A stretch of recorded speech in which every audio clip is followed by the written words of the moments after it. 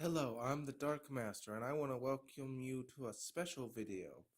To make up for my short absence from the history of Mississippi, I'll be doing a second science/biology video. This time we'll be discussing a controversy that intrigues me to no end. It regards the spider morph ball python.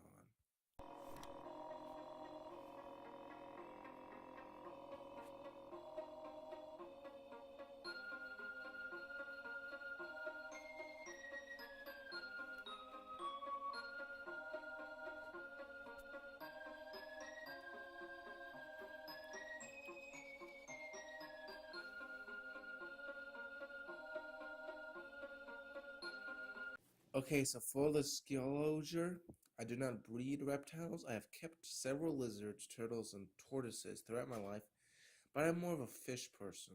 Regardless, I feel like I can provide some salient thoughts because of my scientific knowledge. To start, let's explain what a ball python is and what is the spider ball morph.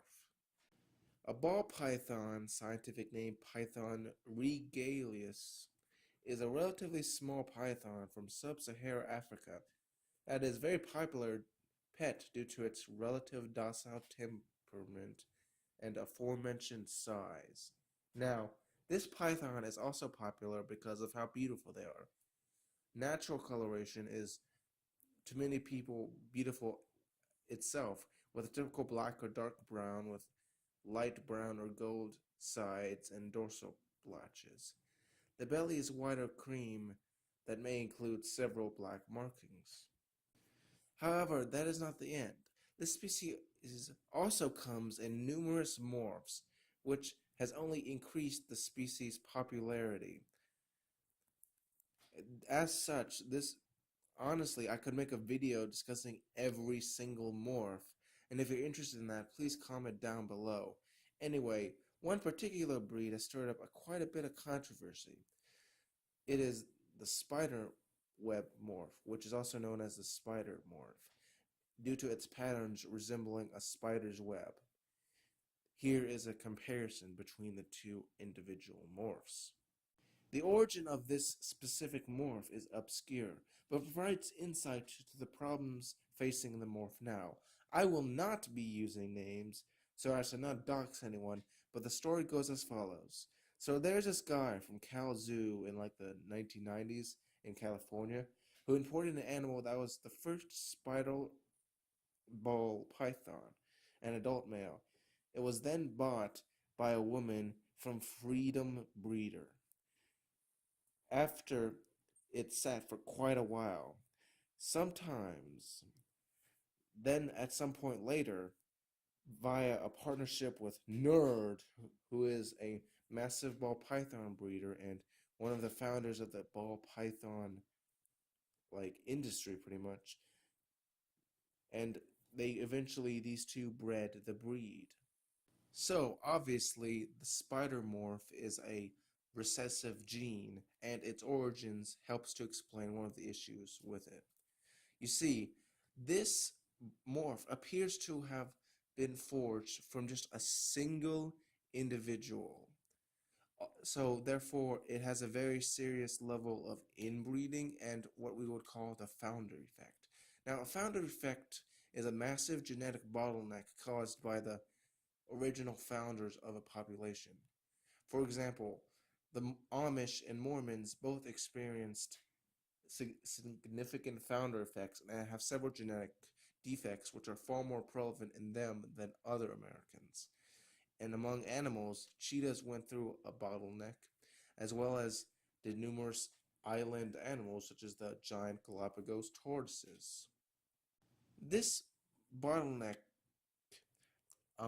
has made it so that the only spider ball pythons are those that also have the gene linked with neurological diseases.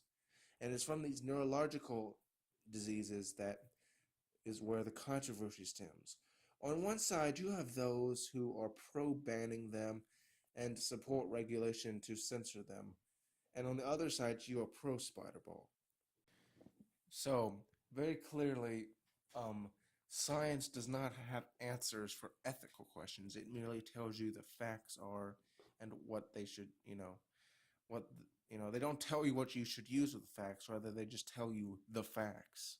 And I don't really want to put my personal opinion out there, but since this is a video that I must, personally, I wouldn't buy a ball python who has severe disabilities of any morph, like not just spider morphs.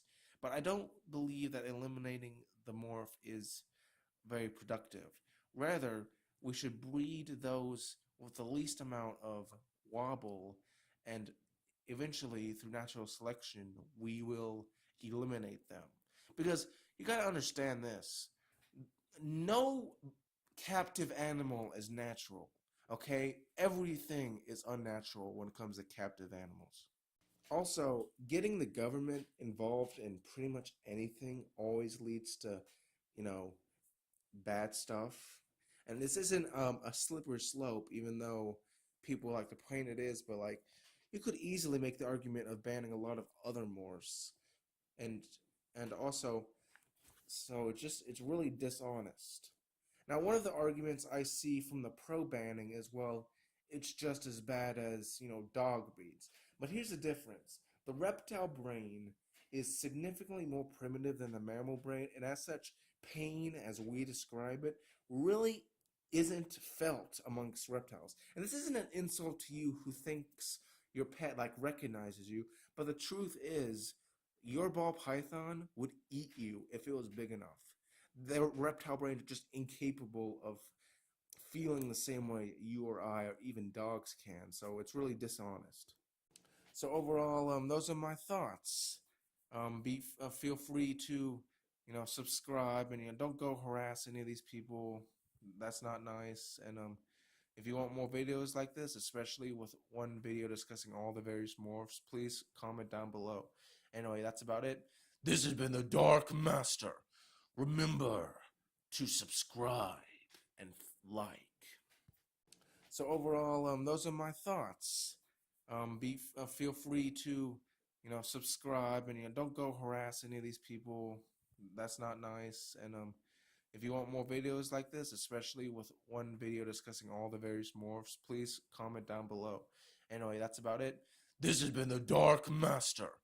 Remember to subscribe and like.